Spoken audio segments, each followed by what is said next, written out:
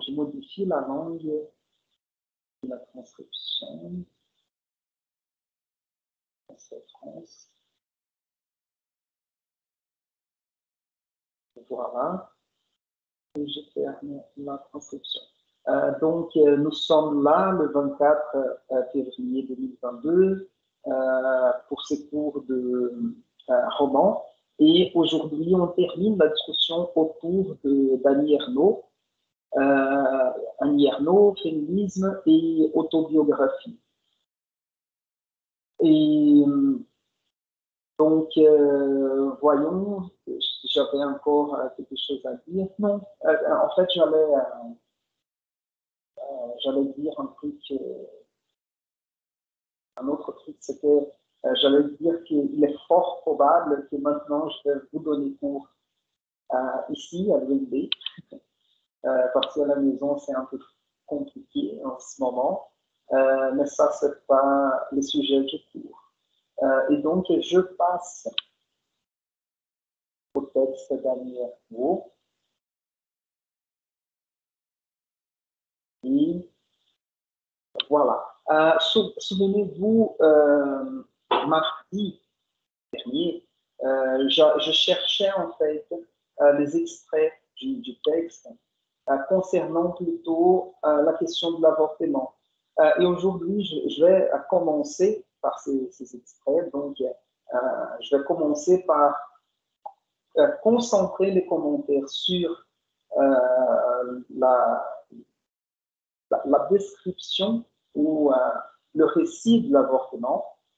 Et puis, je vais faire un survol du texte pour vous montrer des détails qui renvoient la réflexion à l'autobiographie. Et puis, je vais faire quelques commentaires généraux sur l'écriture confessionnelle, d'accord, toute cette tradition confessionnelle de confession. Je vais parler des autobiographies, etc. D'accord? Donc, je n'ai pas encore partagé, mais non.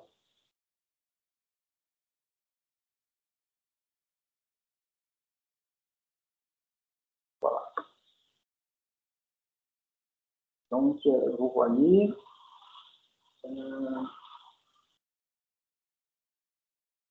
nous sommes à la page 12 du texte. Voilà. Je vais déplacer cette...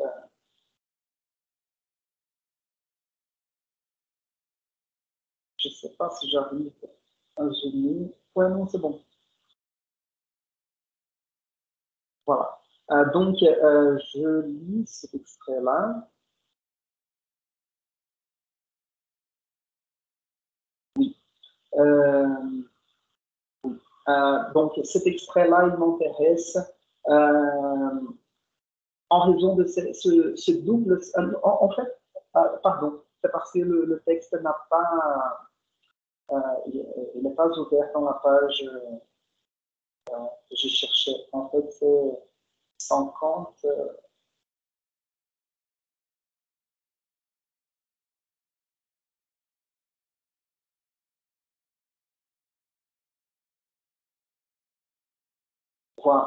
voilà, l'événement. Je vais commencer ici. C'est la page 48. Je déplace.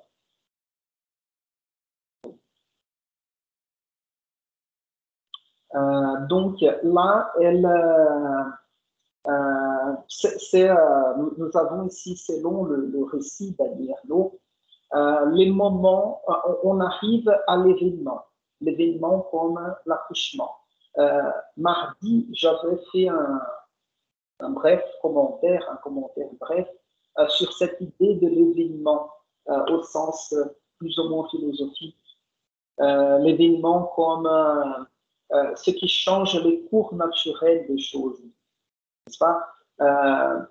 Vous voyez, c'est intéressant de penser au cours des français, au cours des grammaires, quand vous apprenez à utiliser le passé composé avec l'imparfait en même temps. Vous voyez, c'est l'idée de l'imparfait. Il va nous montrer un moment d'une durée longue et le passé composé, un moment précis. Par exemple, je marchais tranquillement dans la rue quand j'ai vu mon ex-copine. Vous voyez, je marchais tranquillement dans la rue, c'est un acte, une action qui se distribue dans la durée du temps. Tem uma duração. Je marchais tranquillement. Ça faisait, je ne sais pas, une demi-heure que je marchais, 5 minutes, mais il y a une durée de temps. Quand j'ai vu mon ex-copine. Donc, vous voyez qu'il y a un événement, c'est le fait de rencontrer ou de voir l'ex-copine. Et ça, c'est l'événement. C'est ce qui a changé les cours naturels des choses, pour les dire dans une expression. Et ici, nous avons, dans le récit d'Annie Ernaux, elle avait déjà subi les premières procédures, ce qui allait provoquer l'avortement, et elle est rentrée dans la résidence universitaire où elle vivait. Donc, vous voyez ici, juste pour vous donner le contexte, un énorme quartier de viande se sont vus, un crochet grouillant des verres est apparu. C'est la dernière image qu'il me reste du film. Ça, c'est intéressant de penser à la situation comme un film. Pardon.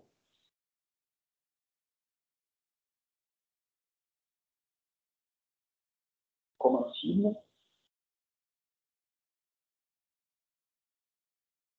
Voilà. Je me suis levé et j'ai couru à la cité universitaire, la résidence. Je me suis couché, j'ai commencé à me cramponner à la tête de lit en me retenant de crier, à cramponner comme s'il faut se retorcer, mas com muita tensão, né? Uma espécie, não é bem uma cãibra nesse sentido, mas dans ce sens-là. Je vomis plus tard, eau est entrée, son amie qui l'a accompagnée. Le film était fini. Elle s'est assise près de moi, ne sachant quoi faire, me conseillant de respirer comme les femmes dans l'accouchement sans douleur, à la manière d'un petit chien. Je ne pouvais allaiter contre les douleurs et elle n'arrêtait pas. Il était plus de minuit, eau est partie se coucher en me disant de l'appeler si j'avais besoin d'elle. Nous ne savions ni l'une ni l'autre à quoi la suite ressemblerait. Je vais déplacer la boîte.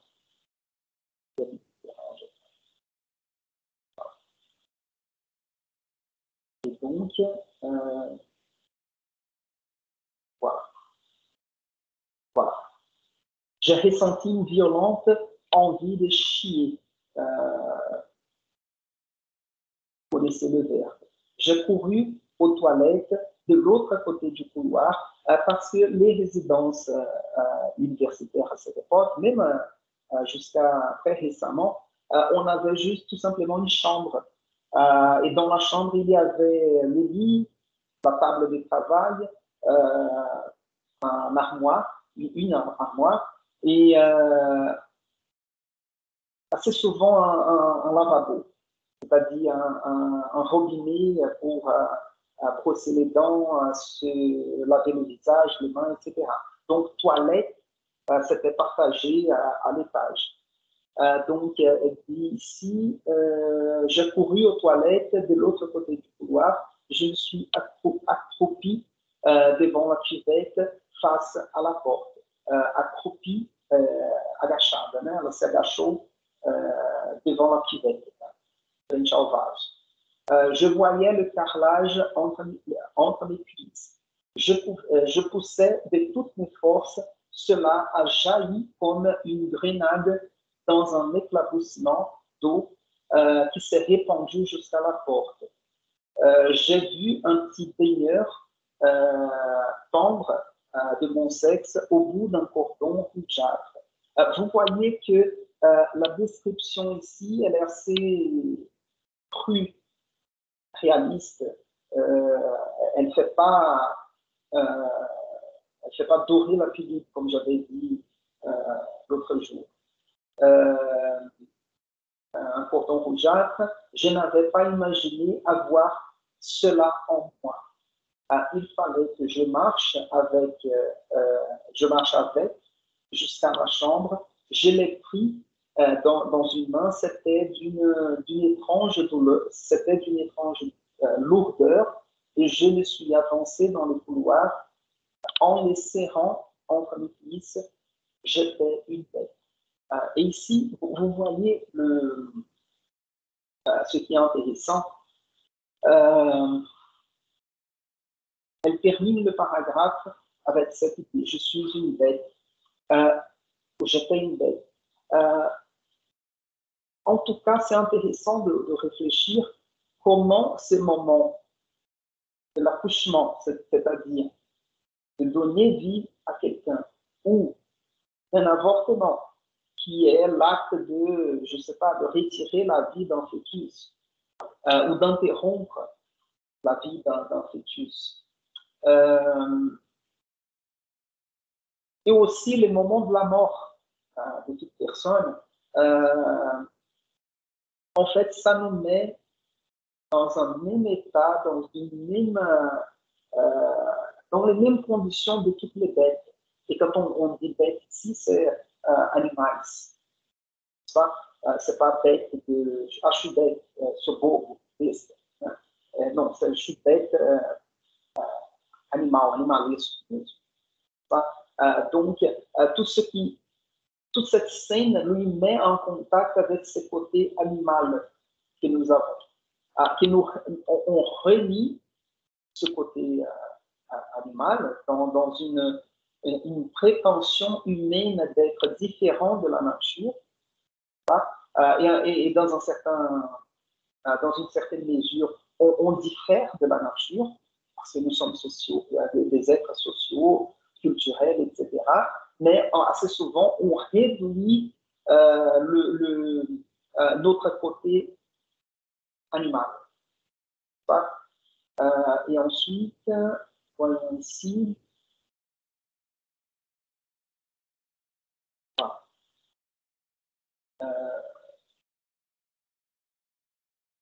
Voilà. Donc, c'est une scène sans nom. La vie et la mort en même temps, une scène de sacrifice. Donc, c'est une phrase, comme je vous ai dit, ce livre, il est tellement impressionnant, c'est un livre court, mais assez souvent, quand je le lis, je le relis, j'ai envie de souligner presque toute phrase, parce qu'elles sont d'une puissance assez grande, je dirais. Et donc, c'est une scène sans nom. Souvenez-vous, mardi, j'avais commenté un extrait dans lequel elle parlait de la sensation sans image, sans pensée.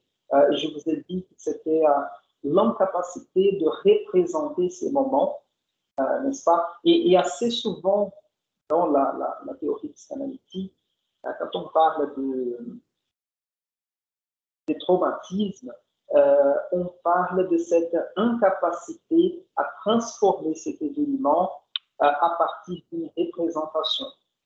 Parce que quand on représente, on nomme, ça rend plus facile à comprendre, à digérer et à dépasser la difficulté.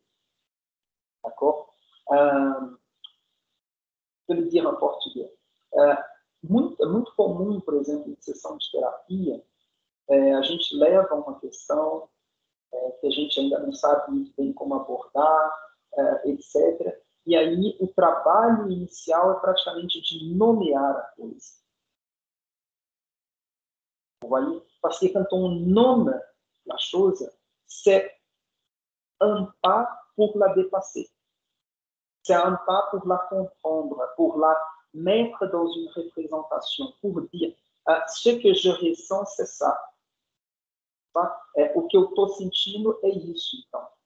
Tem nome, né? Tem sintoma, tem nome, tem causa e tem tratamento. Ou não. Às vezes o que eu estou chamando de tratamento é simplesmente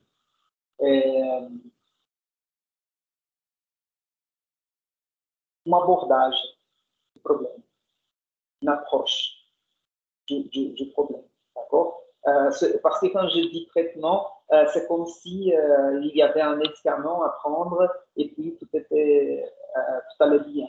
Mais non, il y a des causes, des problèmes qu'on mène dans une séance psychanalytique qui vont dont les traitements, c'est verbal. C'est à partir de la discussion, de la conversation, on va dépasser un certain problème.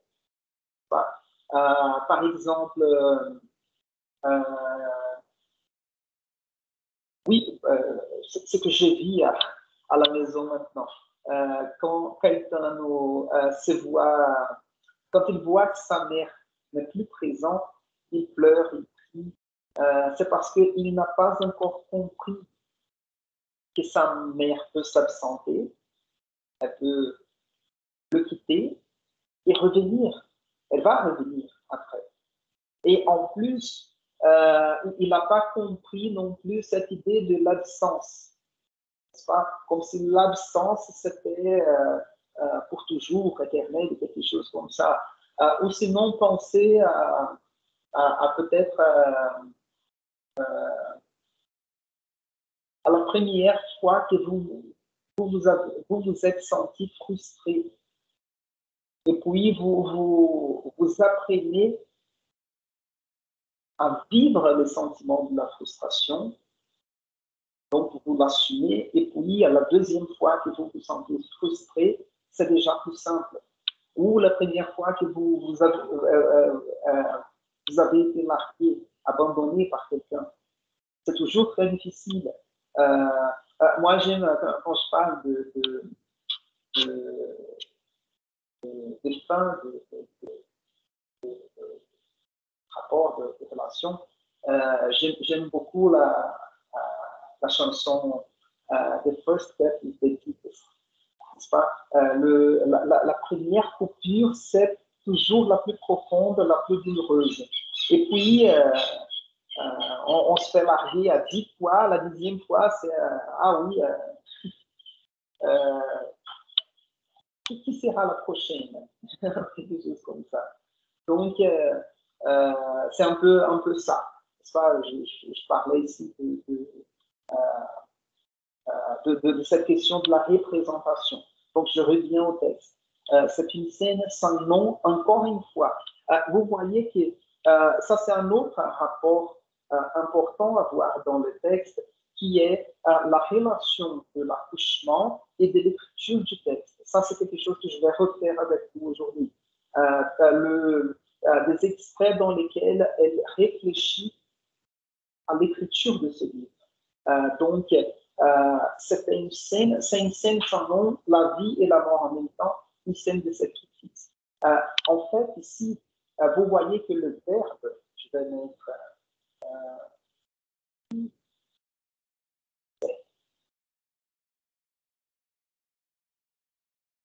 c'est une scène sans nom, la vie et la mort en même temps, une scène de sacrifice. Vous voyez que le verbe est au présent.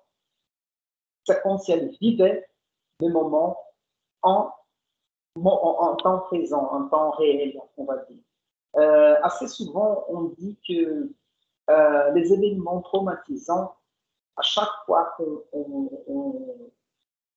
a accès par la mémoire, par un déclencheur quelconque, on revit les moments traumatisants comme si c'était la première fois. D'accord? Raison pour laquelle on dit que pour l'inconscient, le temps n'existe pas. Para o inconsciente, o tempo não existe. C'est-à-dire que dès qu'on revit un moment d'émotion, on revit l'émotion comme si c'était la première fois. Surtout quand il s'agit des traumatismes, d'accord? Parce que sinon, je peux revivre quelque chose comme la dernière fois que j'ai revu mes parents et c'était émouvant, c'était bien de le revoir parce que c'était pas la dernière, mais l'avant-dernière, c'est quand ils ont connu Caïtan, par exemple. Donc, c'était bien de les voir leur petit-fils pour la première fois. Mais c'était un bon moment, c'était pas traumatisant. Donc, je suis capable de revoir ces moments, de parler de ces moments comme quelque chose qui appartient à ma mémoire, à mon passé. Mais quand on revit un événement traumatisant qui a une charge émotionnelle, une charge émotionnelle informe, je vais dire comme ça, sans forme, informe, on va la revivre comme si c'était la première fois. D'accord? Moi, je donne toujours cet exemple. Pense num momento em que vocês sentiram vergonha na vida. Não precisa contar.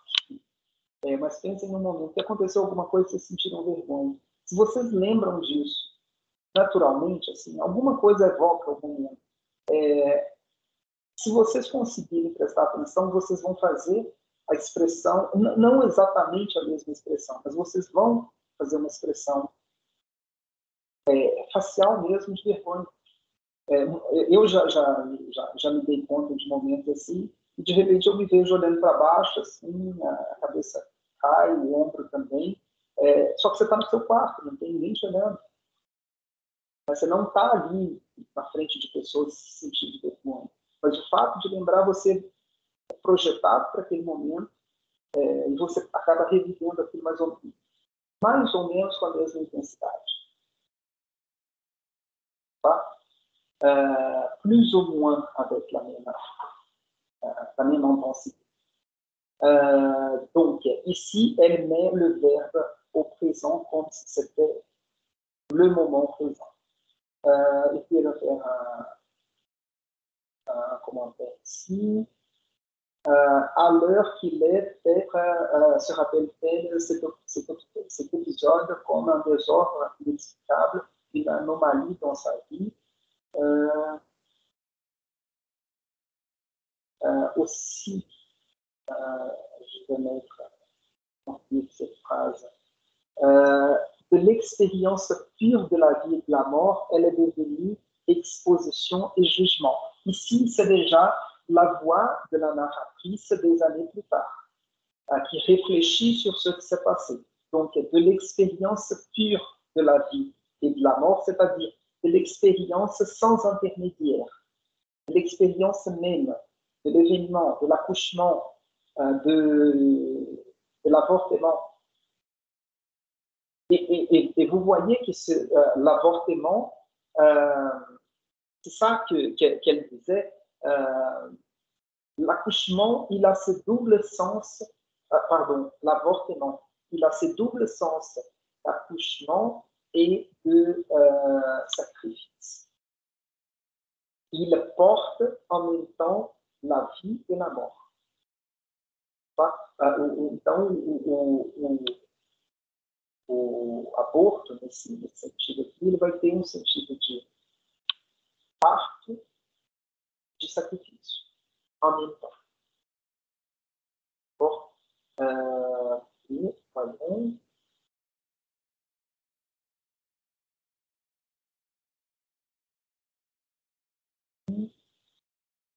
Oui, donc voyons ce paragraphe. Vous voyez qu'ici, il y a une parenthèse.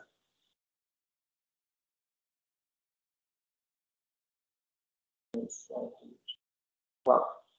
Donc, je viens de retrouver dans mes papiers cette scène déjà décrite il y a plusieurs mois. Je m'aperçois que j'avais employé les mêmes mots. Il était capable de me laisser mourir, etc.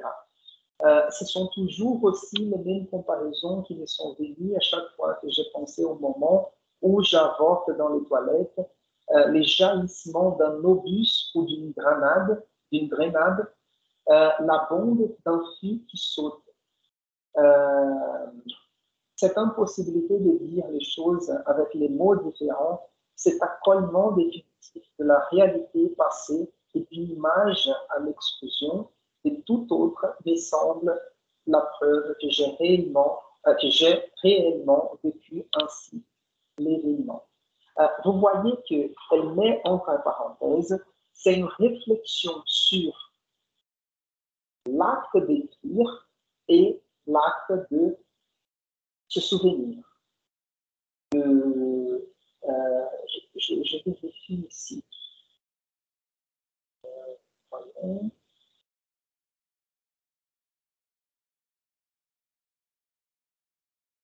Je cherche un verbe ici. Ouais, de remémorer. Oui, on peut bien le dire comme ça. Donc, nous avons ici une réflexion de l'auteur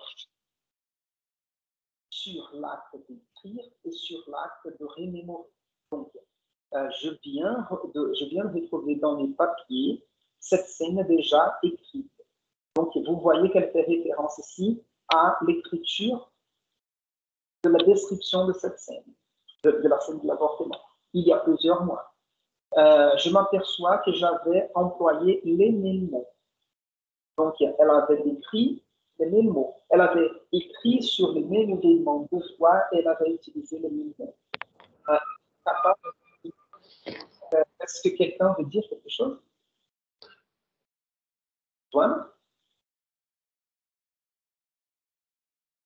Ah d'accord, c'était peut-être juste le micro. Les mêmes mots, il était capable de laisser mots. Ce sont toujours aussi les mêmes comparaisons qui me sont venues à chaque fois que j'ai pensé au moment où j'avance dans les toilettes. Donc, et elle répète ici, les jaillissements d'un obus, obus sont obus, eu não vejo falar em português, espécie de projetos lançados por Fernand, tanque de guerra, etc. Ou d'une grenade, la bombe d'un feu qui saute. Cette impossibilité de dire les choses avec des mots différents, l'impossibilité de dire les choses avec des mots différents, cet accolement définitif à la réalité passée et une image, ça c'est intéressant, d'une image à l'exclusion de tout autre, me semble la preuve que j'ai réellement vécu ainsi l'événement. Parce que depuis un moment écoulé après l'expérience d'un événement, on peut se douter si ça s'est vraiment passé comme ça ou pas. Parce que la mémoire, elle est mouvante. La mémoire, je parlais de la question de la mémoire avec des jeunes à propos des œuvres de la dissertation, si je ne me trompe pas. Donc, j'avais parlé de cet aspect, c'est pas l'aspect de la nature de la mémoire. Elle peut être imprécise, elle peut s'échanger depuis des années parce que il y a plusieurs choses qui arrivent. On peut par exemple accepter mieux un événement et donc la mémoire de cet événement va changer aussi. Si on est toujours inconformé contre une personne ou un événement, on va toujours avoir une idée. Si depuis un moment on se dit ok d'accord, j'aurais pas pu faire différemment et on accepte l'événement, on aura une mémoire un peu différente. Peut-être moins chargée émotionnellement ou quelque chose comme ça. Donc ici, elle se pose la question, oui d'accord, si je décris dans différents moments d'écriture, avec les mêmes mots, ce sont toujours les mêmes images, les mêmes mots qui reviennent, j'ai une preuve que j'ai réellement vécu de cette façon, évidemment. Et vous voyez ici cet accolement de la réalité passée et une image à l'explosion de tout autre.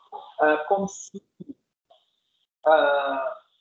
il nous était impossible de penser à une autre image pour décrire la même situation. Ça, c'est intéressant.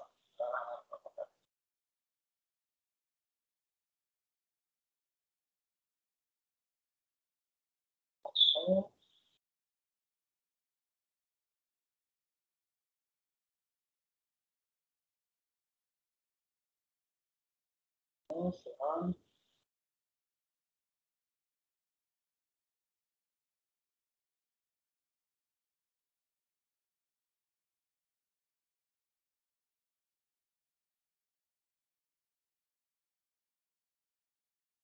Ouais. Ici, ça change un peu, mais c'est toujours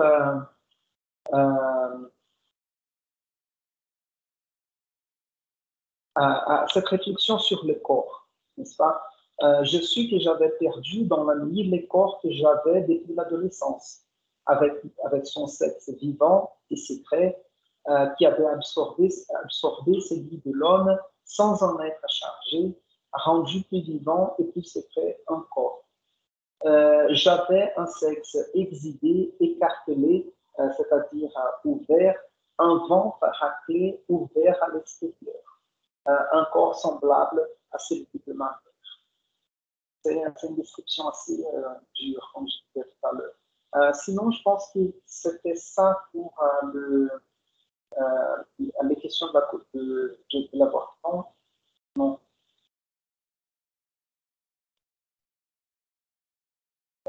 Non, je pense qu'il y a encore quelque chose ici.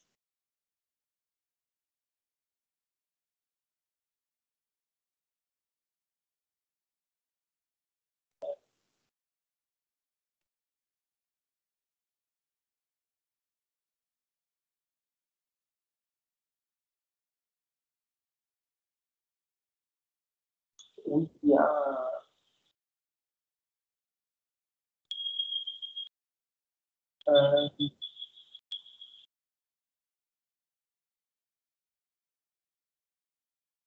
Oui, oui.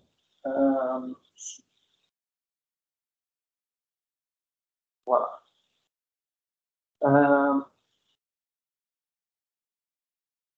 C'est bon. Avec des détours, je lui ai fait comprendre que j'avais eu un avortement, son copain. C'était peut-être par haine de classe pour défier ce fils du directeur d'usine, parlant des ouvriers comme d'un autre monde ou par orgueil. Quand il a saisi le sens des paroles, il a cessé de bouger, ses yeux dilatés sur moi, sidéré par une scène indéniable, en proie à une fascination que je retrouve toujours chez les hommes dans mon souvenir. Il répète, égaré, chapeau, ma vieille, chapeau. C'est une expression comme presque natural chapéu, comme ça. Et puis, à son insu, lui aussi m'incitait à transformer la violence en victoire individuelle. Il m'a fourni comme moyen de contraception un diaphragme apposé au fond du vagin et dessus de geler ses. Donc ici, c'est un autre moment dans lequel elle parle de la suite. Mais ici, voilà, l'extrait que je recommande.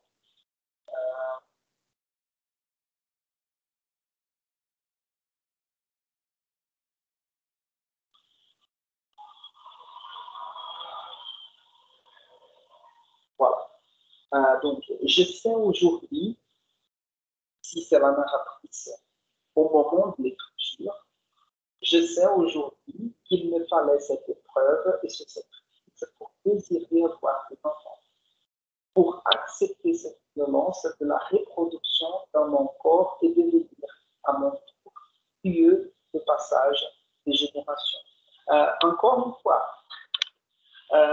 une phrase, un paragraphe, 3 lignes, même pas, presque 3 lignes, d'une intensité assez grande. Je sais aujourd'hui qu'il me fallait cette épreuve, ce sacrifice pour désirer avoir des enfants. C'est pas ici ce que je vous invite à penser à ce genre de texte autobiographique. Souvenez-vous, je ne sais pas si c'était... Oui, c'était aussi lors des discussions autour des dissertations, quelqu'un m'avait dit de travailler sur les souvenirs personnels, quelque chose comme ça, à propos de l'Africain, qui est une œuvre autobiographique aussi. Et en fait, j'avais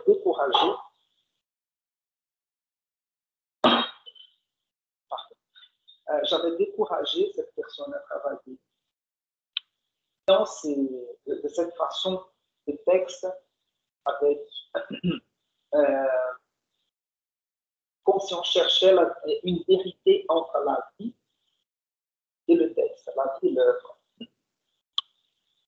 Et en fait, c'est pas cela qu'il faut chercher, parce que on dit qu'il y a une vérité du texte d'abord, et on ne peut pas trouver la preuve que l'auteur a vraiment vécu ce qu'il nous raconte. Par contre, quand on trouve une phrase comme celle-là, voyons la phrase. Je sais aujourd'hui qu'il me fallait cette preuve et ce sacrifice pour avoir des enfants.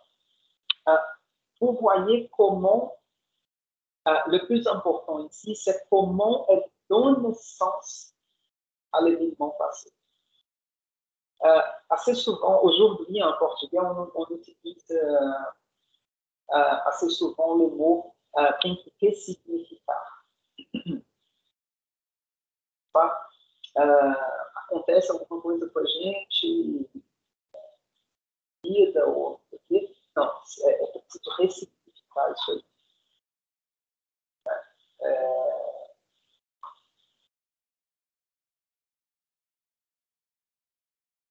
Je sais pas, les jeunes, c'est difficile de parler sans faire référence à des déclencheurs. É difícil falar, às vezes, sem puxar algum gatilho.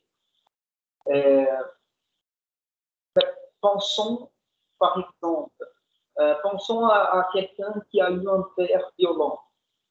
Et puis, cette personne devient aussi un père. Et il commence à traiter son enfant avec violence. Parce que c'est comme il l'a appris quand il était petit.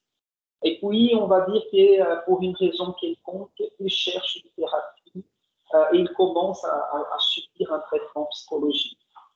Et puis, on va lui dire, non, il faut ressignifier les idées que vous avez de la paternité. La paternité n'est pas la violence contre l'enfant. Donc, il faut repenser, il faut reconfigurer tout ça.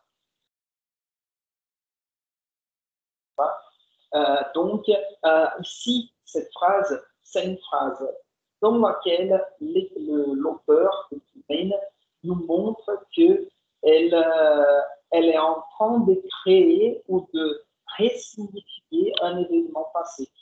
Elle va se dire plus tard, une fois l'événement est passé, elle va dire « J'avais besoin de cet événement pour être qui je suis aujourd'hui ». Et vous voyez que ça, c'est une construction mentale, une construction psychologique à partir de la mémoire des événements vécus, etc. Parce qu'on n'a pas forcément besoin de vivre cela pour vouloir devenir père, que ce soit.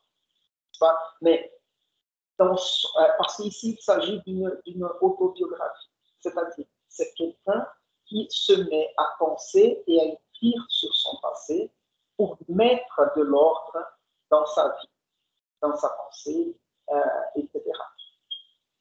Vous voyez, c'est quelqu'un qui essaye de résoudre un problème à partir de l'écriture. Et là, elle se rend compte que cet événement était important pour qu'elle désire avoir des enfants. Donc, pour accepter cette violence de la reproduction dans mon corps et devenir à mon tour lieu de passage de génération. Donc, il me fallait cette épreuve, cette crise pour accepter cette violence de la reproduction parce que, vous voyez, je parlais de la nature et j'étais une bête, je fais cette répétition tout à l'heure, et pour accepter cette violence de la reproduction. Comme je disais tout à l'heure, la reproduction, l'acte de naissance d'une personne est toujours un acte violent. Il ne se fait pas sans une certaine violence. La violence de la nature, mais c'est un acte qui vient avec la douleur, avec la peur, l'insécurité, l'insureté, quoi d'autre. Et cette ambiguïté, parce que dans tout accouchement, il y a le risque de mort. Em todo parto vai ter um risco de morte. C'est un acte pour donner la vie à quelqu'un, mais il y a toujours un risque de mort. Donc c'est violent. Et c'est la nature. C'est naturel, mais c'est violent aussi.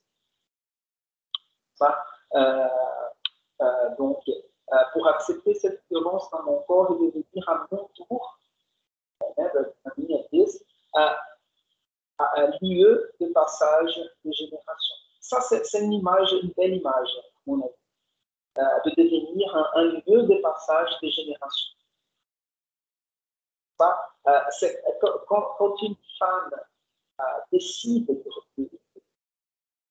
d'être mère, de reproduire, elle devient ces lieux de passage de génération. C'est-à-dire la transition entre nos aïeuls, nos parents, grands-parents, arrière-parents, et les générations futures. Et puis, je finis de mettre en mots ce qui m'apparaît comme une expérience totale. De la vie et de la mort, du temps, de la morale, de l'intérêt, de la loi, une expérience vécue d'un bout à l'autre à travers du corps. Encore une fois, je rigole, mais c'est impressionnant. Encore une fois, trois lignes dans lesquelles elle met tout ça à la fois. Je finis de mettre en mots. Vous voyez ici, c'est les jeux qui réfléchissent, pas qui parlent dans ce texte. Je finis de mettre un mot. Mettre un mot. Donc, elle a été capable de représenter, de donner une représentation à cette chose-là. De mettre un mot. Ce qui m'apparaît comme une expérience humaine totale. Donc, c'est un événement qui englobe plusieurs aspects de la vie. Et donc, elle classifie ça comme expérience totale de la vie. D'abord, du temps, de la morale, parce que c'est toujours jugé comme immoral avorter. C'est pas toujours. Comme nous avons discuté à mardi, les changements de la loi changent beaucoup de choses. Mais même si vous voyez le cas de la petite fille violée ici au Brésil auquel je fais référence. Souvenez-vous que comment elle s'appelle, Sarah Winter et Tamaris ont diffusé l'adresse de l'hôpital où la jeune fille était elle allait subir l'avortement à Pernambouc, je ne sais pas, ou à je ne sais pas plus. Et les gens ont fait une manifestation devant l'hôpital. Donc, vous voyez que c'était légal dans son cas, parce qu'elle a été violée et elle était mineure. Mais il y a des gens qui transforment ça dans quelque chose d'immoral. J'ai partagé les liens avec vous dans notre salle virtuelle d'un reportage sur Follet de São Paulo. A dit que la Cour suprême de la Colombie a légalisé l'avortement jusqu'à 24 semaines, si je ne me trompe pas. Il y a un profil, c'est une fille bolsonariste sur Twitter qui s'appelle Chatuanizei, je ne sais pas si vous connaissez cette question. Mais elle fait partie de cette blogosphère bolsonariste. Et elle a dit quelque chose comme, qu'est-ce qu'elle a dit? C'était, oui, elle a dit quelque chose comme ça. Então agora é permitido. Você pode ser vegano, defender os animais e ser a favor de sacrificar as crianças. Et en fait, vous voyez la manipulation du débat, la manipulation d'une question qui n'est pas simple. Les gens qui défendent les animaux, qui défendent les droits de la femme d'avorter, ce n'est pas contradictoire. Et on ne va pas dire qu'on défend l'avortement comme une mesure banale, comme j'avais expliqué vous voyez ici le récit, le témoignage d'une femme qui a subi cette violence de l'avortement, surtout un avortement clandestin, etc. Et quand même, ce n'est pas simple. Donc, on ne peut pas simplifier le débat et dire que, ah oui, là, on est prêt à sacrifier les enfants. D'accord? C'est plus complexe que ça. Donc, la morale, et je parlais de ce profil de sexualité parce que elle transforme l'avortement légal comme mesure politique, sociale, comme une question tout simplement morale. Si vous avortez, vous êtes immoral. Si vous n'avortez pas, vous êtes moral. Et c'est pas comme ça.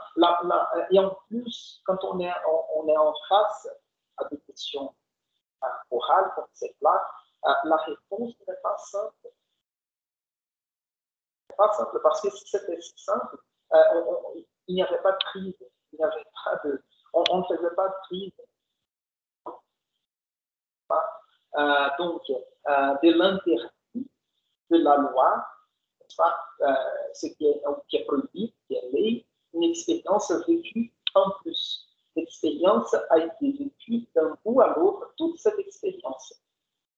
Mais il est total. De vie, de mort, de temps, de morale, de l'interdit, de loi, a été d'un bout à l'autre vécue à travers le corps.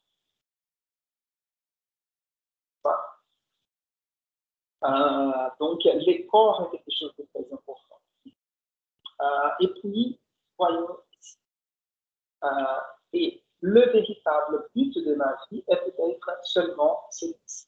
De mon corps, des sensations, des pensées, des lignes, et des touches. Donc, le corps, des sensations, des pensées, des lignes et des touches. C'est-à-dire quelque chose d'intelligible, de général, mon existence complètement souple dans la tête et la vie des autres. Donc, vous voyez qu'elle essaye de transformer l'expérience totale à l'expérience à laquelle elle a fait référence plusieurs fois avant comme comme, comme sans image et sans pensée, c'est-à-dire irreprésentable, maintenant elle dit que le but de sa vie est que son corps, ses sensations, ses pensées deviennent de l'écriture. Donc, même si elle a vécu cette expérience comme si c'était sans image et sans pensée, elle va faire son mieux pour transformer cette expérience en écriture. Et c'est là où les choses reviennent en littérature. Donc, il y a cette connexion entre corps, sensation, pensée et écriture. Et c'est la fin du texte. Donc, je réponds. Je vais sauvegarder le texte. Oui. Est-ce que vous avez des questions à me poser avant de changer un petit peu la discussion?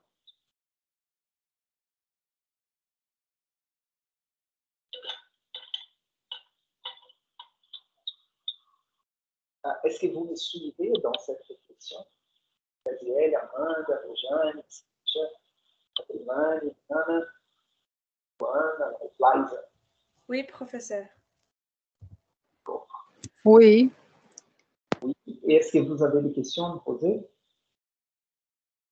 Non, je n'ai pas de questions, moi.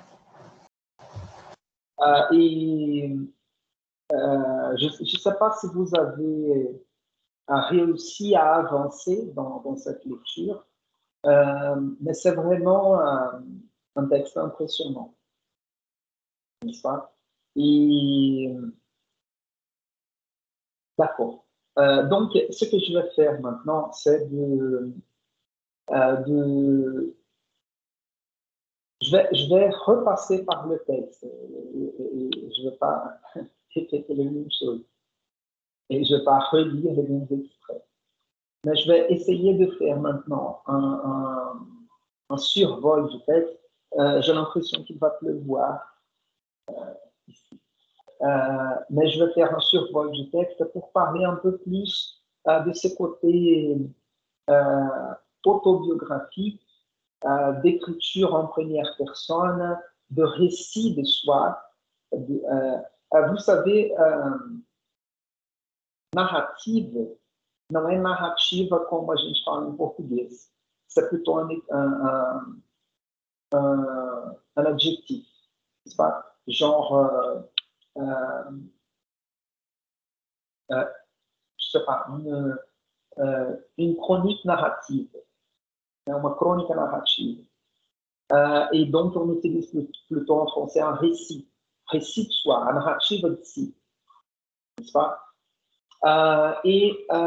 L'autobiographie est un genre littéraire qui est devenu très célèbre depuis les années 70 en France.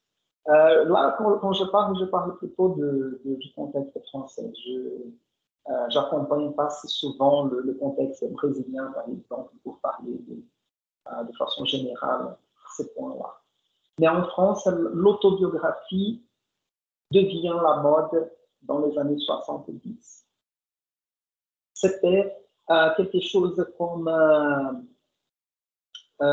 cela ne veut pas dire que ça n'existait pas avant.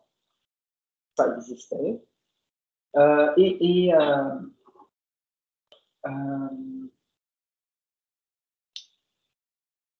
vais...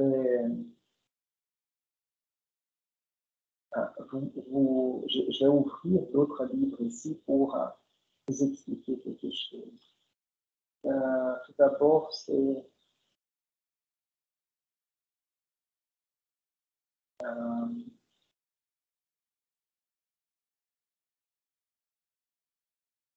Rousseau.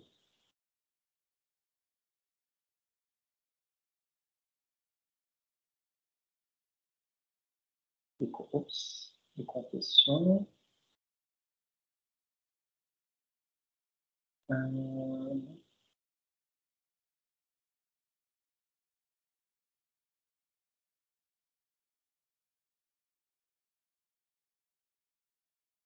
Deux secondes.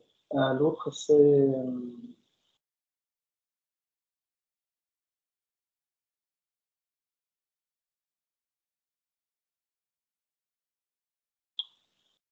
Montaigne.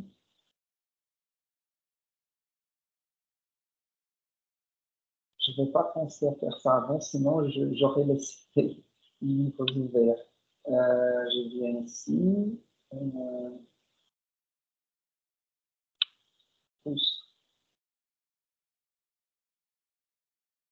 Difficulties one. Je ne sais pas si c'est la meilleure version.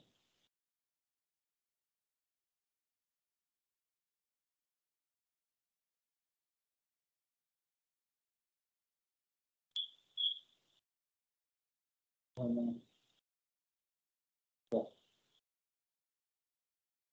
Et encore, Céline d'un chapeau. Voilà. J'ouvre ces livres-là parce que je vais les utiliser comme un exemple. D'accord? Et donc, je disais, je reprends où j'étais. Donc, je disais que l'autobiographie devient la mode dans les années, environ les années 70, en 70 en France. Mais cela ne veut pas dire que ça n'existait pas du texte autobiographique avant. Il y a toute une tradition quand on parle d'autobiographie, de récits de soi, de littérature confessionnelle. D'accord? Et donc, si on trace une généalogie de l'autobiographie, on va revenir à des textes confessionnels, à des textes de confession religieuse même.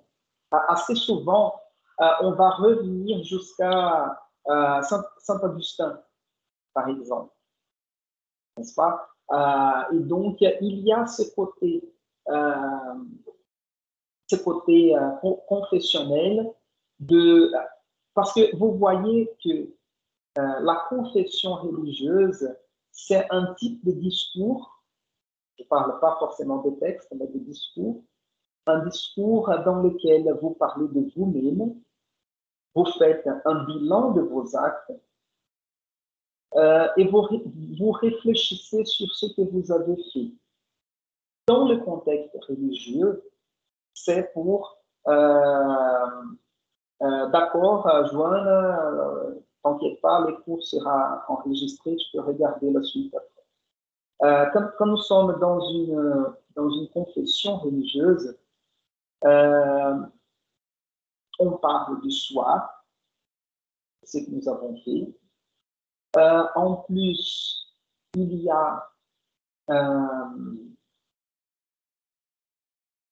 dans l'acte de se confesser, il y a aussi une notion de la subjectivité, de l'intimité, de quelque chose qu'on cache pour nous, qui est de l'ordre de l'interdit, du péché, n'est-ce pas? Et on le fait dans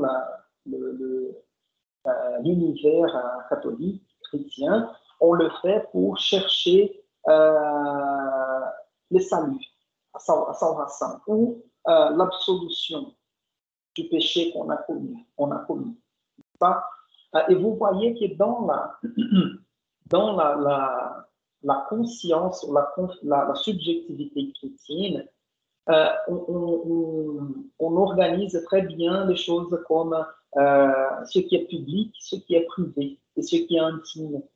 Et donc, le contexte de la confession, c'est un contexte réservé, intime, et justement dans lequel on a accès à une intimité ou à une élaboration subjective aussi sur nos propres actes. N'est-ce pas?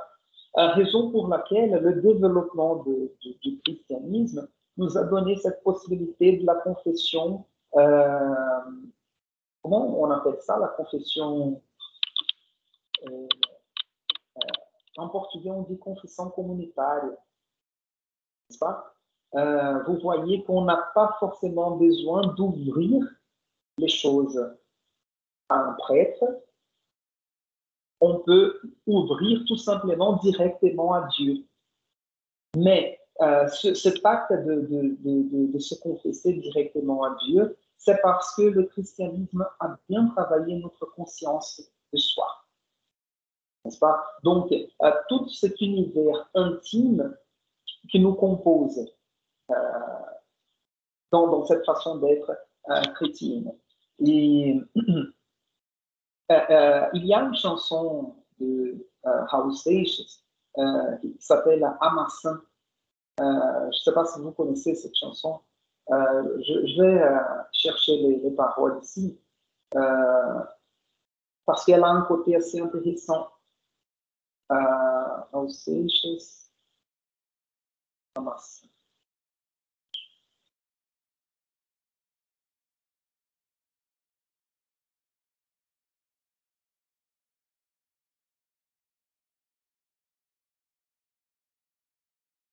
Je vais partager l'écran ici.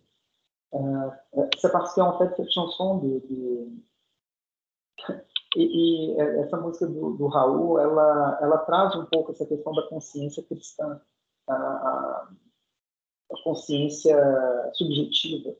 E aí eu estou rindo aqui porque parece que o Raul Seixas foi polêmica essa semana, que parece que o Ed Mota andou falando mal do Raul Seixas e algum crítico falou assim, quem é o Ed Mota para querer criticar o Raul, né? Aí fez uma crítica. Eu gosto do Ed Mota, mas que ele é pretensioso. Aí a música do Raul diz aqui, né? Se esse amor ficar entre nós, vai ser tão pobre amor, vai se gastar. Peraí, é essa mesmo? Não é essa aqui não.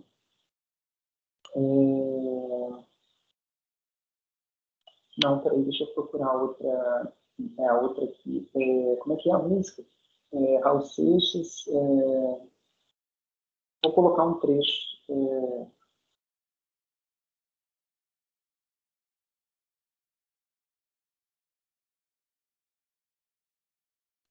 Paranoia. Paranoia. Vou abrir aqui. E depois eu convido vocês a ouvir a música, né? Eu não vou ouvir aqui com vocês, mas ouçam se vocês não conhecem. Que é uma música bem legal. Eu queria... Cíntia, então, ouça, depois da aula, ouça. Não durante, não deixa de me ouvir aqui, não. Mas ele vai dizer aqui, quando esqueça, eu vou ler rapidinho, tá em português, vocês vão entender rápido, né? Quando esqueça a hora de dormir, de repente chega o amanhecer, sinto a culpa, que eu não sei de quê. Pergunto o que eu fiz, meu coração não diz, e eu sinto medo. Tá vendo que ele vai trabalhar essa questão da culpa, começa pela culpa, né? Esquece a hora de dormir, chega a amanhecer, sente culpa, ele não sabe por quê, pergunta o que eu fiz, aí ele segue. Se eu vejo um papel qualquer no chão, tremo, corro e apanho para esconder, com medo de ter sido uma anotação que eu fiz. Tá vendo? O medo da intimidade ser revelada, que não se possa ler. E eu gosto de escrever, mas eu sinto medo. Tinha tanto medo de sair da cama à noite para o banheiro, medo de saber que não estava ali sozinho. Porque sempre eu estava com Deus. Estava sempre com Deus. Então, ele chega a esse nível de paranoia de que ele não podia ir no banheiro, sabe-se lá fazer o quê, que Deus estaria vendo o que ele estaria fazendo. Minha mãe me disse há tanto tempo atrás, onde você for, Deus vai atrás, Deus vê sempre tudo que você faz, mas eu não via Deus. Achava assombração, mas eu tinha medo, vacilava sempre a ficar nu lá no chuveiro, com vergonha de saber que tinha alguém ali comigo, vendo tudo que se faz dentro do banheiro. Aí repete, né, vendo tudo que se faz dentro do banheiro. Paranoia, dedico essa canção, Paranoia, com amor e com medo, e aí termina a música. Então, o Raul sempre muito genial. Não tinha paz nenhuma. Mas j'utilise cet exemple, cette chanson de Raoult, parce que dans ce fil de la subjectivité, de la construction de la subjectivité, de l'intimité, le christianisme joue un rôle important. D'accord? Il y a donc ce côté de auto-réflexif, ce côté, comme j'avais dit l'autre jour, de se plier sur soi-même, né? De se dobrar sobre si mesmo et être capable de se voir, de se juger et de s'accepter aussi. Donc, le fil qu'on trace, il revient au discours et au texte confessionnel. On arrive donc au texte que vous avez pas encore, parce que je reviens ici au PDF. Donc, on arrive aux essais de Montaigne. Malheureusement, dans ces cours, non, c'est pas, je confonds les cours, je mélange. Dans les cours Panorama ce semestre, je ne vais pas arriver à Montaigne. Peut-être si vous avez suivi un Panorama avec moi, peut-être je parlais un peu de Montaigne et je vais avancer ici pour arriver au premier essai.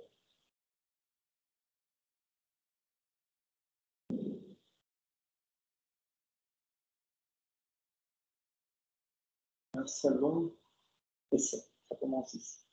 Au lecteur, parce que, en fait, Montaigne, il est important parce que Montaigne est un humaniste du XVIe siècle.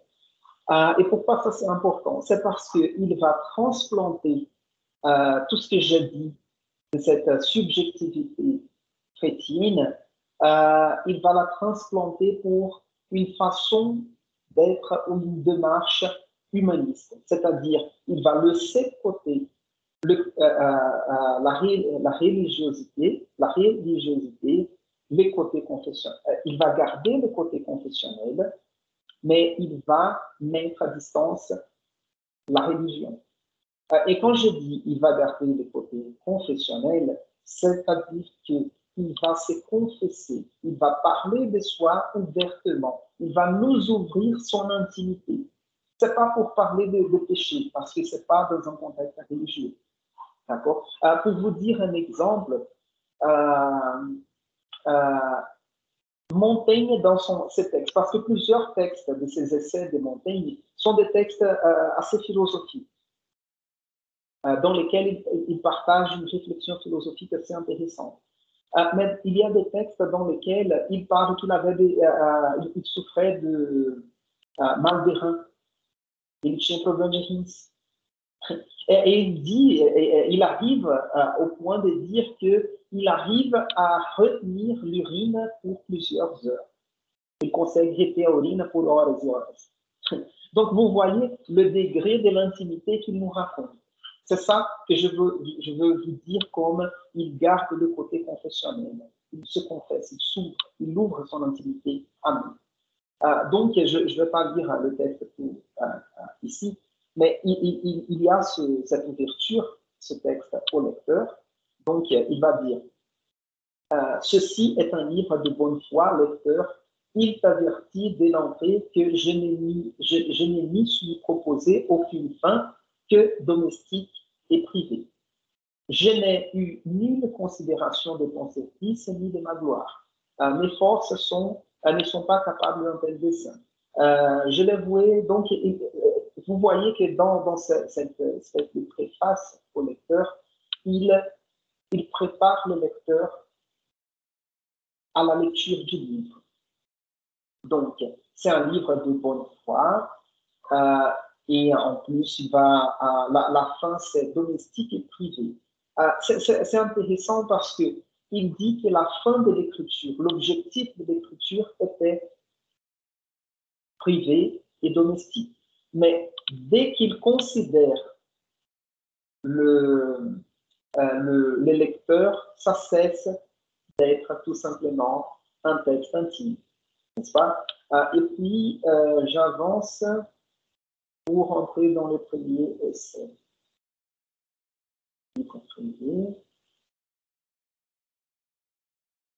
Voilà. Vous voyez ici, par divers moyens, on arrive à pareille fin. La plus commune façon d'amollir les cœurs de ceux qui en a offensé. Donc, vous voyez, je ne vais pas entrer dans les textes. Ici, vous voyez que c'est un texte dans lequel il va partager avec nous une réflexion. Mais il y a des textes dans les essais de Montaigne, parce que ça fait 3 volumes de plusieurs pages. Il y a, je ne sais pas, 200, je ne sais pas combien d'essais. Mais il y a des textes où il ouvre plutôt son intimité, d'autres textes dans lesquels il va parler plutôt de ses réflexions, ses idées. Et je passe ici à Rousseau. Donc, vous voyez, Rousseau, c'est pardon, je reviens à Montaigne. Ici, il n'y a pas la date de publication. Mais la publication des essais de Montaigne se fait entre 1580 et 1590, si je ne me trompe pas. Entre 1580 e 1590, a publicação dos ensaios de Montaigne. Et puis, on fait un saut vers les confessions de Rousseau. Et vous voyez ici, il va garder le titre de Confessions. Et le texte est écrit publié en 1782. 1782. Et voyons, ici, il y a la première partie, et puis ça commence le texte. Donc, et d'une certaine façon, Montaigne, il ouvre la tradition moderne d'autobiographie. Par contre, ce qui va se rapprocher plus de l'autobiographie moderne, c'est les confessions de Rousseau. Et voyons ici,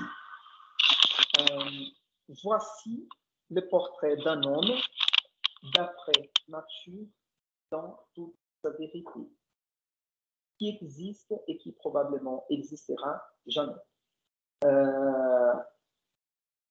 Qui que vous soyez, que ma destinée ou ma confiance ont fait l'arbitraire du sort de ce cahier, je vous conjure par mes malheurs, par vos entrailles, au nom de toute l'espèce humaine, de ne pas anéantir un ouvrage unique et utile, etc.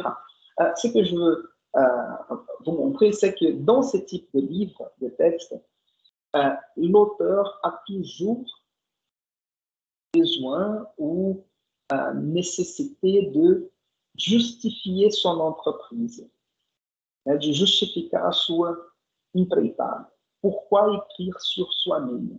Et en plus, comme assez souvent on pense à l'opposition entre autobiographie, parle de la vie de l'écrivain, et fiction, c'est l'imaginaire, ici, il y a toujours un pacte de l'auteur avec le lecteur de sincérité.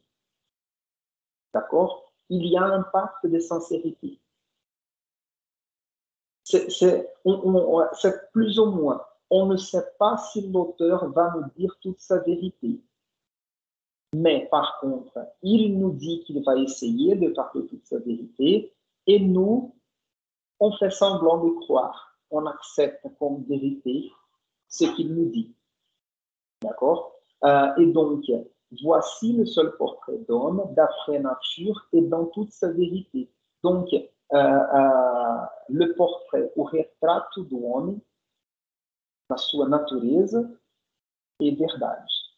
N'est-ce pas? Donc, il ne va rien changer de ce qu'il est.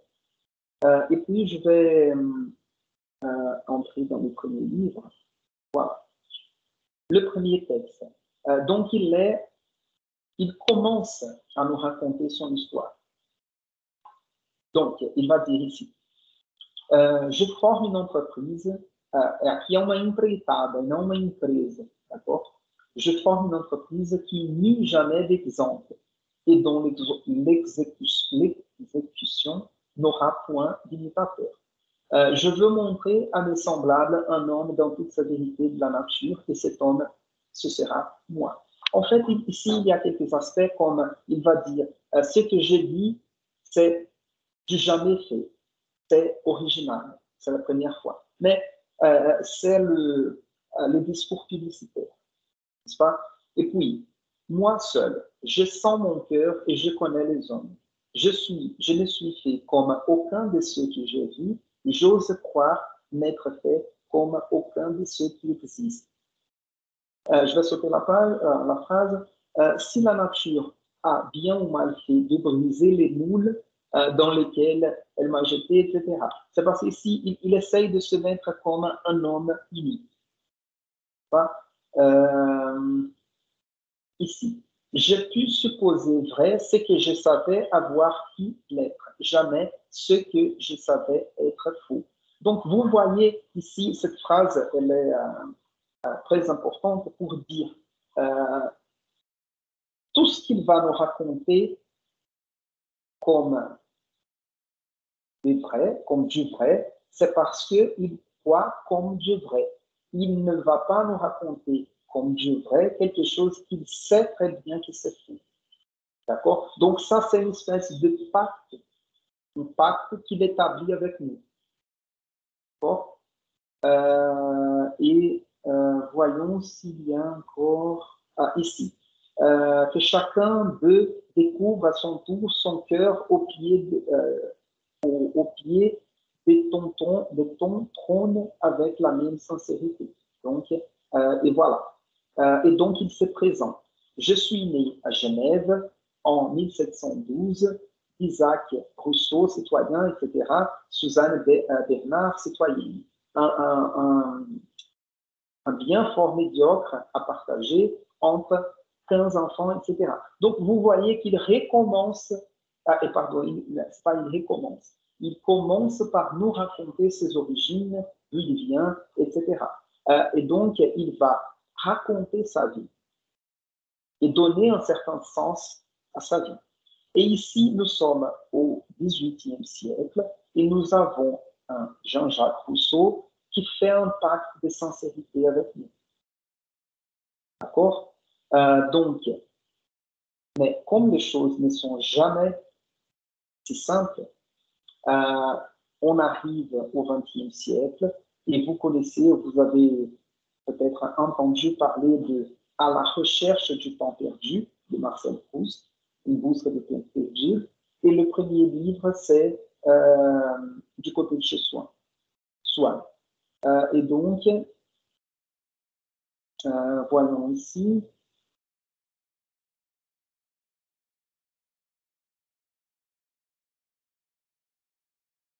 Nous avons ici.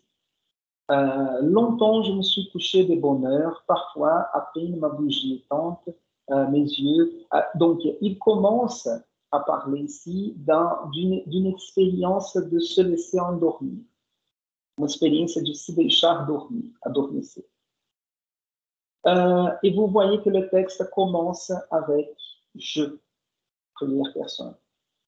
Et on sait très bien qu'il y a plusieurs événements racontés ici qui ont été vécus par Marcel Proust. Mais dans aucun moment, il va s'appeler Marcel Proust. Il y a un moment dans lequel il se nomme Marcel dans le texte. Voyons ici.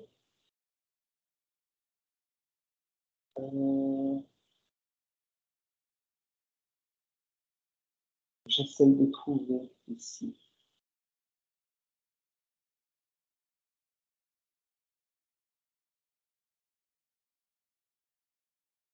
Toutes ces entrées-là, c'est parce qu'en fait, c'est le début du volume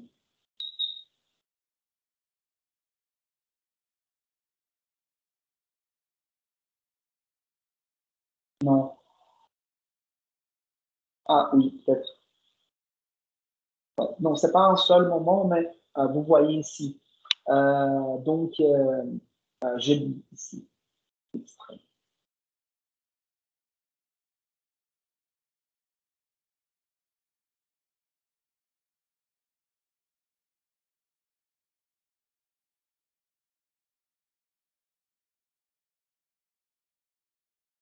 Une seconde. Qu'est-ce qu'il...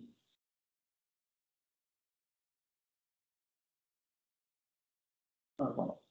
Donc, oui, je commence ici pour arrêter là. Il fut plus grand encore quand un cycliste me porta un mot d'elle pour que je prisse patience et où il y avait de ces gentilles expressions qui lui étaient familières. Mon chéri et cher Marcel, j'arrive moins vite à ce cycliste dont je voudrais bien vous prendre, etc. Donc, le cas de Proust, c'est une espèce plutôt d'autofiction. Nous avons une espèce d'alter ego de l'écrivain projeté dans le texte, mais ce qu'il nous raconte n'est pas forcément sa vie. D'accord? Mais nous avons un texte qui, on va dire, qui joue, comment je peux dire, qui, qui fait semblant d'être une autobiographie.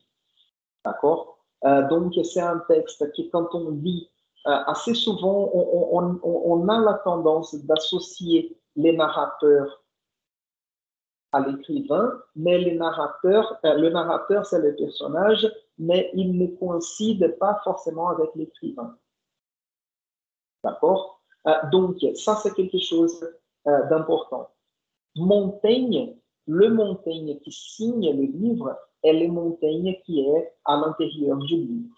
Le Rousseau qui signe le livre, les Confessions, et qui fait un pacte de sincérité à l'intérieur du texte est le Rousseau qui est dans le texte. Donc, il y a une coïncidence entre l'écrivain, les narrateurs et les personnages. Puis, quand on arrive à la recherche du temps perdu de Proust, c'est plutôt une espèce d'alter ego.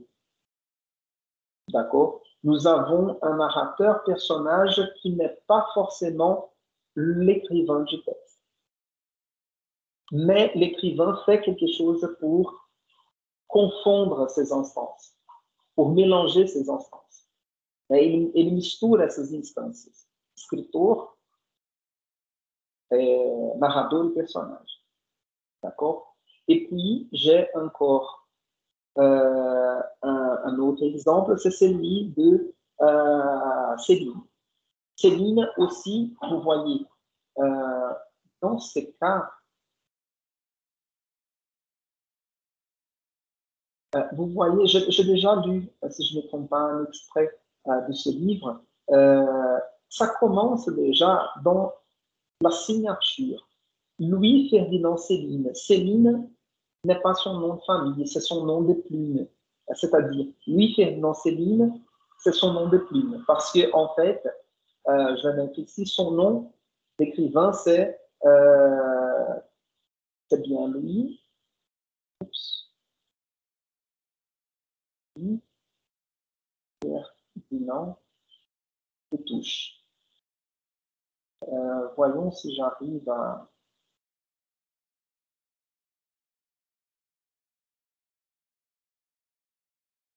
Non, j'arrive pas. J'aimerais zoomer ou écrire en caractère un peu plus gros.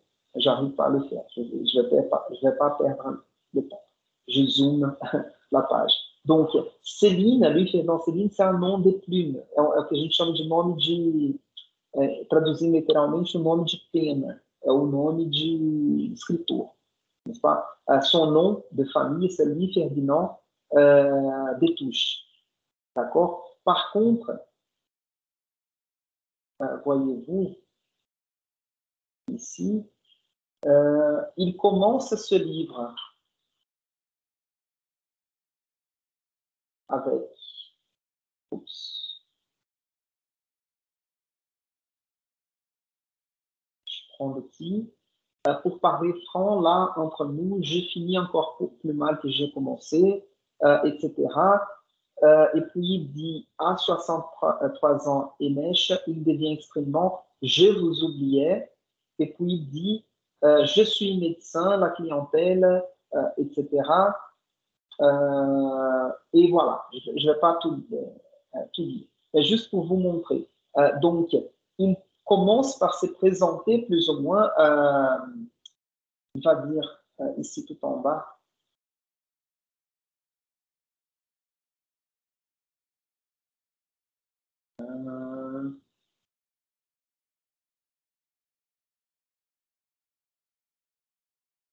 Non. Oups. Page suivante. Voilà. Ou 2 secondes, parce que je vais ouvrir un autre livre de Céline, juste pour confirmer un petit truc.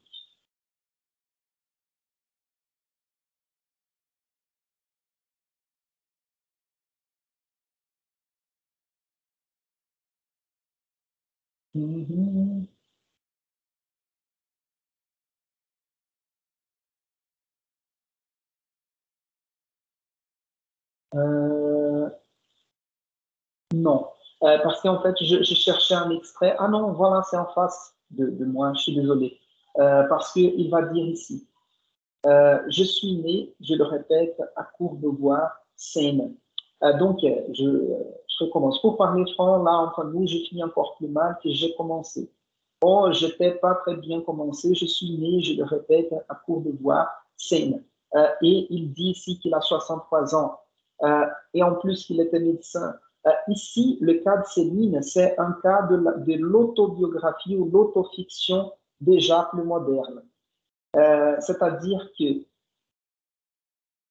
va jouer un personnage, en fait. C'est le type d'auteur qui va jouer avec sa propre vie. Il va faire confondre l'écrivain, les narrateurs et le personnage, c'est-à-dire qu'il va nous dire que les narrateurs qui vous parlent ici, c'est le même que l'écrivain qui écrit le livre. Et je raconte ma vie. Mais en fait, on va voir que ce qu'il raconte n'est pas très précis comme il l'est dit. D'accord? Donc, vous voyez que quand il s'agit de littérature, ça peut être assez compliqué, mais assez riche en même temps.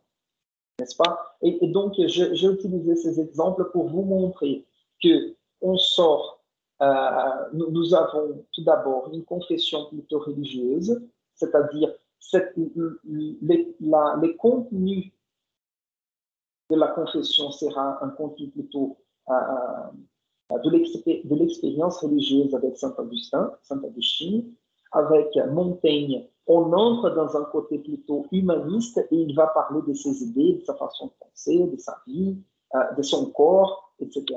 Puis avec Rousseau, nous avons cette mise en scène du jeu dans le texte, plus clairement, mais essa encenação do eu dans le texte. Et dans le XXe siècle, surtout dans la première moitié avec Céline et Proust, on aura cette, on va dire, cette mise en scène falsifiée. N'est-ce pas? É uma encenação falsificada. D'accord? Et puis, on arrive à Annie Ernaux et nous avons un pacte autobiographique plus sérieux.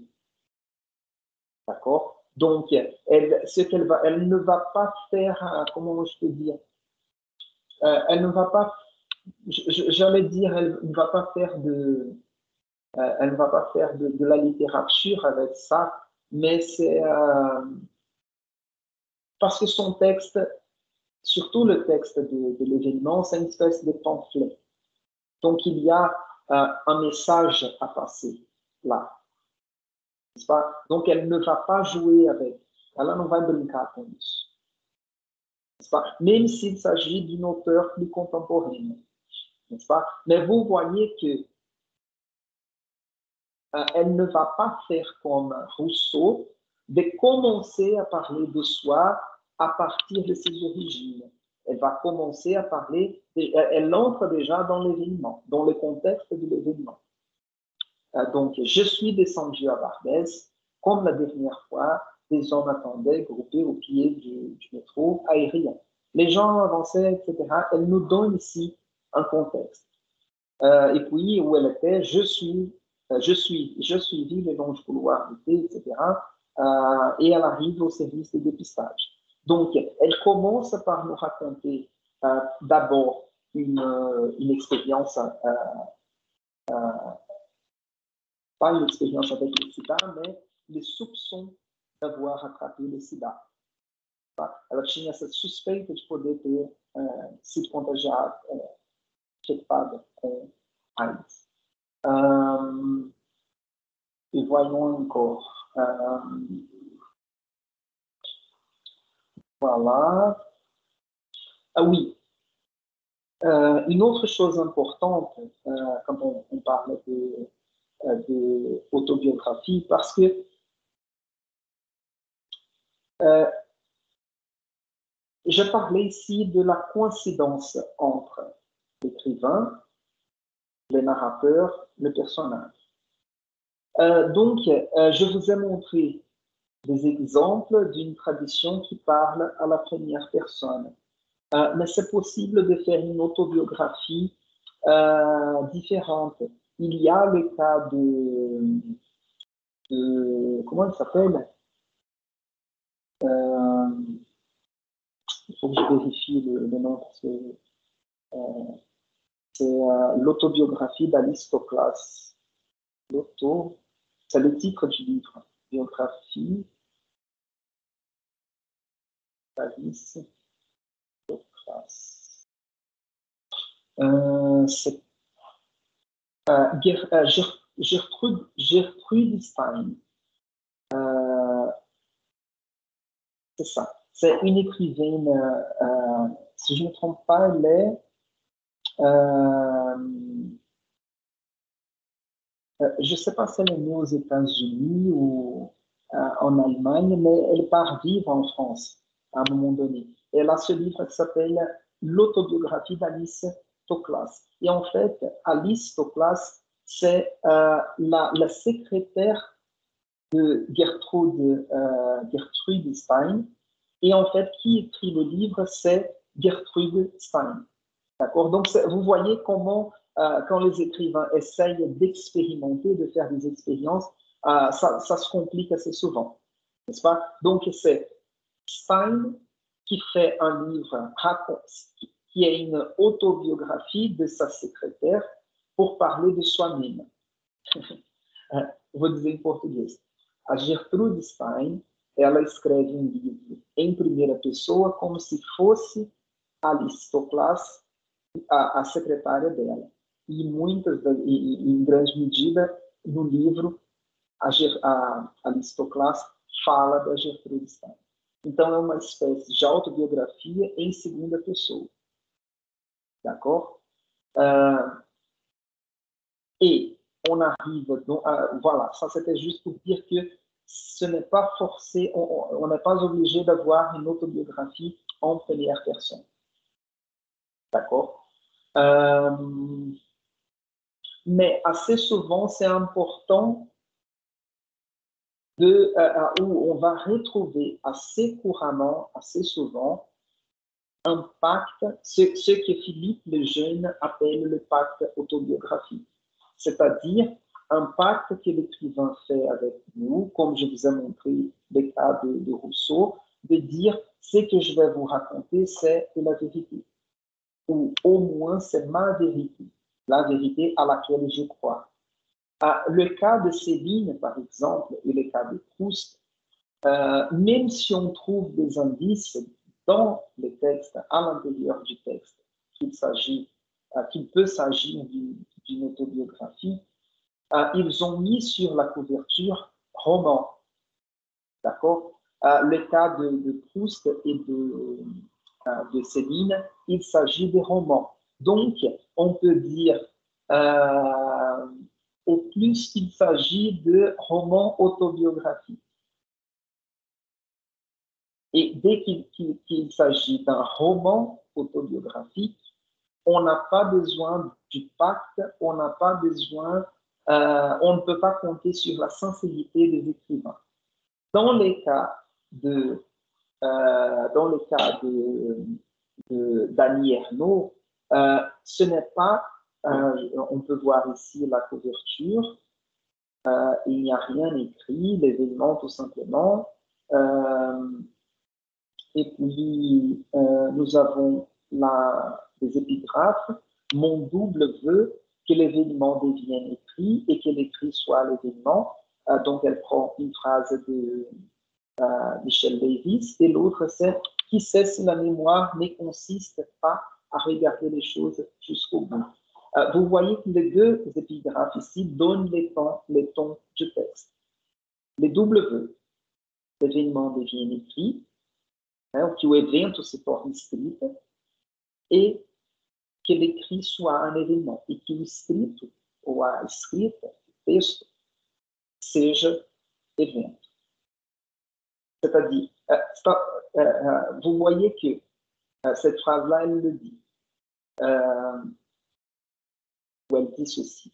Le passage, comme je vous ai montré dans le texte d'Annie Ernaux, le texte, l'événement, l'événement traumatisant est transformé dans un texte. Et pour nous, en tant que lecteurs, si on se laisse toucher par cette lecture, la lecture aussi, c'est-à-dire le texte, sera un événement. O texto seria um evento para a gente a partir do momento em que ele transforma a nossa vida. A partir do momento que vocês leram esse livro e se transformaram, se deixaram tocar pelo livro, o livro se torna um evento para vocês. D'accord? Et qui sait si la mémoire consiste à regarder les choses jusqu'au bout?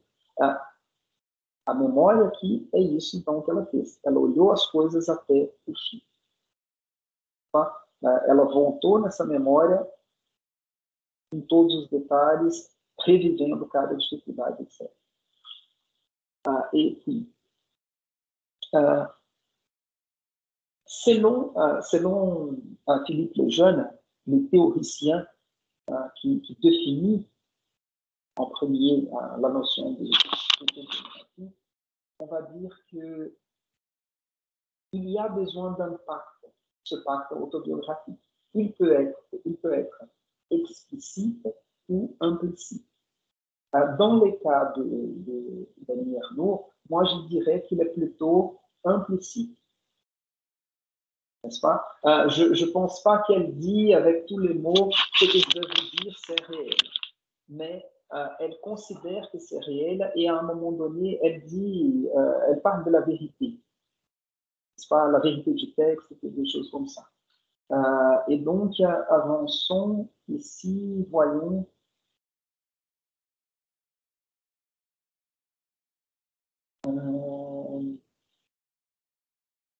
Non. Oui, je vous ai montré l'autre jour aussi son nom exprimé dans le texte, n'est-ce pas? C'était le résultat du test. Je ne vais pas répéter ça non plus.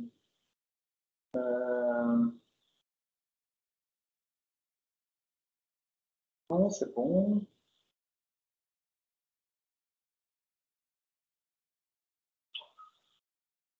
Je cherche ici. Parce que j'ai commenté pas mal de trucs.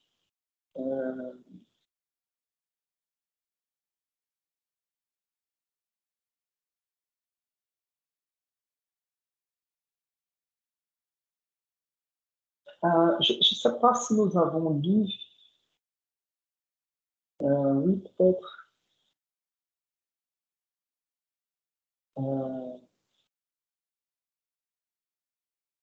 Oui, est-ce que nous avons lu cet extrait mardi? Je ne me souviens pas. parce que c'est un extrait important de la relation de l'avortement avec le langage. Ni lui ni moi avions prononcé le mot avortement une seule fois. C'était une chose qui n'avait pas de place dans le langage.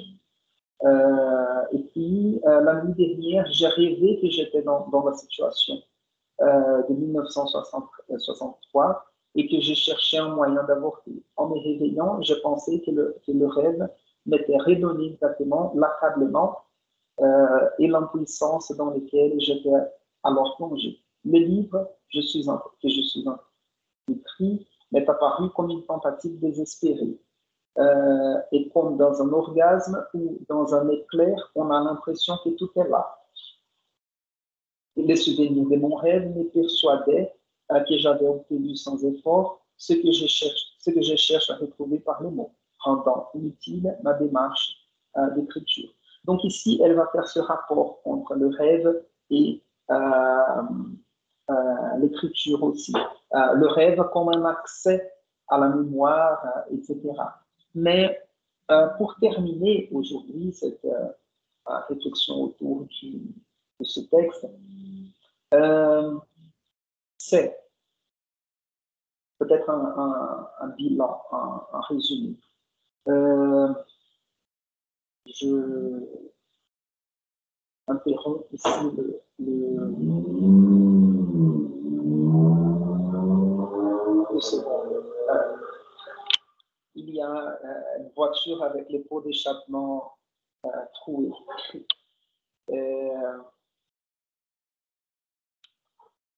Donc, le livre de Annie Ernaux,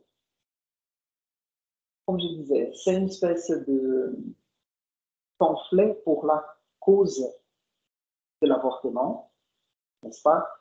Donc, c'est un acte. Ce livre est un acte, n'est-ce pas? Il agit pour la légalisation ou la naturalisation de cet événement qui est l'avortement. En même temps, à l'intérieur du texte, nous voyons une connexion entre une tentative de revisiter l'événement par la mémoire et de le transformer en écriture pour le dépasser. É uma revisita pela memória para transformar esse evento em escrita e, com isso, conseguir ultrapassar ou ultrapassar o evento. Ultrapassar no sentido de comment on dit ça dans le sens psychanalytique, c'est comment on dit, c'est répéter, Freud dit repetir, rememorar, repetir e qual foi a palavra, gente? Nossa, hoje está difícil. Deixa eu colocar aqui Freud, rememorar,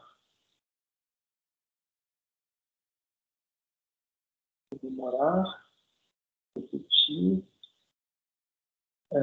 e tem mais uma. Recordar, repetir, élaborar. Voilà, élaborer. Parce que l'idée de l'élaboration ici, c'est l'élaboration, c'est un synonyme, je dirais, de ce que j'ai dit tout à l'heure, de ressignifier. N'est-ce pas? Quand nous avons un traumatisme, on remémore, on répète, mais assez souvent, on n'arrive pas à l'élaborer. L'élaboration, c'est l'étape dans laquelle on arrive à dire cet événement reste dans le passé. Je suis capable de l'accéder si je veux, mais il ne va pas plus me tourmenter de la même façon. Il va me tourmenter, mais plutôt comme un événement passé. Une fois qu'on élabore cet événement, on est capable de le dépasser, le laisser dans le passé et vivre et continuer à vivre notre vie. Je pense que c'est ça. D'accord, j'ai trop parlé. Et dites-moi, est-ce que vous avez une question à me poser ou pas? ou des questions. Professeur, Oui, Amanda. j'ai une question, mais ce n'est pas sur les livres, c'est sur les travaux qu'on doit envoyer aujourd'hui, que c'est le sujet de la dissertation, n'est-ce pas? Oui. Et donc, cette bibliographie que vous avez suggérée, c'est obligatoire? Oui, oui, elle fait partie de l'activité. En Oui. fait, je vais vous donner encore un plus de temps. Cet après-midi, je vais vérifier les dates pour ne pas repousser les prochaines étapes au futuro. Eu vou olhar hoje as datas para não jogar todas as datas para frente. Mas eu vou dar a vocês poucos dias a mais para fazer essa parte do sujeito. Mas a bibliografia é uma bibliografia inicial, mas ela é parte da atividade. Então, tem que fazer a bibliografia. Por quê? Porque a bibliografia, Amanda, ela tem um duplo sentido para esse trabalho. Vamos supor que vocês têm dificuldade para encontrar um tema para trabalhar sobre aquela obra. Então, vocês podem fazer uma pesquisa bibliográfica, ver o que tem já feito, e isso pode motivar vocês a encontrar algum tema. Por outro lado, vocês leram o livro. Eu acho que descobri um tema aqui que eu gostaria de trabalhar. Então, vocês vão buscar por palavras-chave o tema, o autor, o nome da obra, e ver o que já foi dito sobre aquele mesmo assunto que vocês querem pesquisar. Então, uma parte do trabalho é isso, é vocês serem capazes de explicar com as palavras de vocês aquilo que também já foi feito e dialogar com esses textos. Por isso que eu venho dizendo, o trabalho da dissertação não precisa ser original. Vocês só precisam saber organizar ideias e dialogar com o texto crítico e com o texto literário. Tá? Quando eu digo dialogar com o texto crítico e com o texto literário, é dizer assim, temos aqui a obra tal que fala de tal assunto. Nós vamos analisar esse assunto. Esse assunto já foi analisado por tal e tal pessoa, que disseram isso e aquilo. Eu concordo com isso, mas discordo daquilo. E continuo. A gente tem aí, você pode, isso aqui, por exemplo, o crítico tal diz isso aqui. Mas voltando no texto, eu vejo aqui que eu discordo do crítico. Então, é esse o trabalho de vocês. Entende? Então, a bibliografia, ela precisa aparecer na versão final depois da dissertação. Inclusive, lá nos critérios de avaliação, eu coloco isso. O não uso ou o mau uso da bibliografia complementar, da bibliografia crítica, faz reduzir a nota. Se vocês fizerem uma dissertação só, a análise de vocês, da cabeça de vocês, eu diminuo a nota. Porque tem que ser capaz. E aí não é nada exaustivo, não. Encontrou 2 artigos, está ótimo. Tá? Encontrou um artigo que é muito bom e que vocês conseguem explorar bem dialogando com ele, está excelente. Tá? Não precisa assim, professor, é que minha dúvida é mais no sentido assim, porque lá, quando a gente tem que colocar o sujeito, né, já tem que indicar a bibliografia de antemão que a gente vai usar, né, que lá você coloca o sujeito e a bibliografia. Aí eu queria saber, nessa parte, assim, eu já tenho que estar com isso em mente, né? Porque eu estabeleci o meu sujeito, assim, sobre as relações de trabalho, né? Entre o empregador e o empregado doméstico, que foi o que mais me chamou a atenção no livro, a relação da babá com os patrões, tanto no início, quanto o desenrolar da história, quanto o final, que eu não vou dar spoiler, né, porque eu não sei se todo mundo já leu, ou, enfim, mas... então, essa é um enredo bastante rico, mas foi o que mais me chamou a atenção. Então, assim, é só para saber mesmo, que eu já vou, então, complementar lá. Aí, essa busca, Amanda, é interessante que ela seja mais focada, tá? Eu estou dizendo assim, a escolha de palavras-chave vai ser fundamental para vocês encontrarem trabalhos que dialoguem com isso, tá? Porque é possível, o livro da Leila Slimani foi publicado em 2016, teve muito sucesso. É possível que já tenha uma dissertação, um artigo que discuta a relação trabalhista nesse romance, né? Agora, por exemplo, se você não encontrar um artigo que fale sobre a relação trabalhista, você pode, por exemplo, encontrar alguma coisa algum texto que fale de relações trabalhistas hoje, nesse contexto doméstico, e, a partir de um texto teórico ou jurídico, por exemplo, trazer para a discussão do romance. Entende? Não precisa necessariamente ser um diálogo com um texto crítico. Tá? Porque literatura contemporânea nem sempre a gente consegue um texto crítico. Então, você pode ir atrás de bibliografia complementar que seja jurídica, social, alguma coisa assim. Tá? Por exemplo, só para dar um exemplo, um semestre eu coloquei um livro da Amélie Nothomb, que falava de um caso de obesidade. E alguém quis trabalhar isso, a questão médica mesmo da obesidade. E ela usou, por exemplo, relatórios, se não me engano, da Organização Mundial de Saúde e tal, mas aí trouxe os dados para discutir o texto literário. Foi bem interessante. Sabe? Tá certo. Então, poderia usar outras fontes, além daquelas que o senhor indicou, né? Porque Isso, o senhor indicou... Pode ser, né? Não, eu compartilhei com vocês, na verdade, só plataformas, né? Não, aí as plataformas, mas eu poderia usar outras, né? Pode. Aquelas ali são as mais acadêmicas, vamos dizer assim, né? Mas, por exemplo, vocês podem fazer uma busca no Google também. Porque, por exemplo, aquelas plataformas ali que eu coloquei para vocês vão encontrar textos mais acadêmicos, artigos, dissertações, teses e tal. Mas, por exemplo, no Google vocês podem encontrar uma crítica de jornal, né, que saiu no Le Monde, que saiu no Libération, por exemplo, que tem acesso livre, né, não precisa pagar para isso, mas que vocês conseguem acesso livre. Vamos supor ali um texto de jornal de 2 páginas que discuta esse assunto com ideias interessantes, também pode ser. Entendi, tá certo. Muito obrigada. Nada. Sim.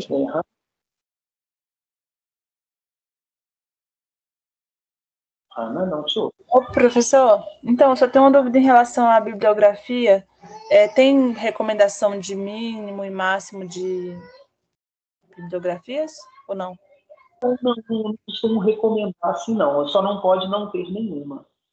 Né? Aí tudo varia, Hanna, da maneira como você explora a bibliografia que você encontrou.